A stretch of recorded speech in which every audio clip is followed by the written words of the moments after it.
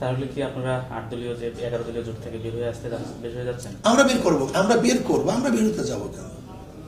এটা তো আমরা করছি, এটা তো ওয়ান বক্স থিওরি তো আমাদের।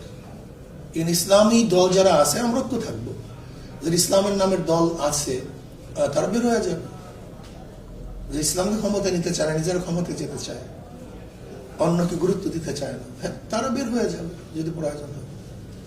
কিন্তু এখন আমরা চাই না বের হয়ে যাক, এটা আমরা এখনো চাই না। তাহলে এখন আসলে এখন বর্তমান বললে এখন হচ্ছেটা আসলে কি? এই যে মানুষের যে আকাঙ্ক্ষা ছিল, এটা হচ্ছে মানুষের যে আকাঙ্ক্ষা ছিল, সেখান থেকে আসলে এখন হচ্ছেটা কি? আকাঙ্ক্ষাটাকে আমরা মানে জলাঞ্জলি দিচ্ছি ক্ষমতার লোভে, এটাকে ধ্বংস করে ফেলতেছে ক্ষমতার লোভে। যে আমি ক্ষমতায় যাবো, অন্য কাউকে না, আমি হামকে বাবু ডাঙ্গুনিস, আমি বড়, অন্য কেউ বড় না, অন্য কিছু না কেউ। অথচ দেখা যায় আজকে এনসিপির কি আছে, তারপর আমরা তাদের গুরুত্ব দিই। এর কারণ এটাই তো নিয়ম, কিচ্ছু না থাকলে আমরা গুরুত্ব দিই। বিএনপি যাদেরকে ছাড় দিছে, ওখানে বিএনপি যাদেরকে ছাড় দিচ্ছে তাদের কি সম্ভাবনা আছে? কিন্তু এটা জোটের কারণে ছাড় দিতে বাধ্য হয়েছে, এইটাই তো নিয়ম।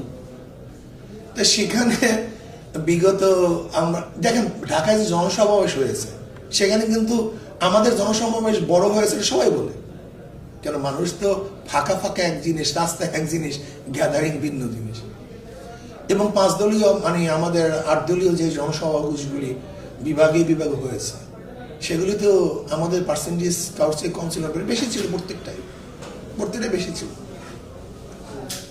সেখানে দেখা যায় যে ইসলামী আন্দোলন বাংলাদেশ সহ আমরা তো অন্যান্য জোটগুলি আছি, তাদের ব্যাপারে জামাত মনে করে তারা এককভাবে ক্ষমতায় চলে যাবে, এরকম তাদের মধ্যে একটা ভাব চলে আসছে, যেটা আদৌ আমি মনে করি যে এটা ঐক্যের জন্য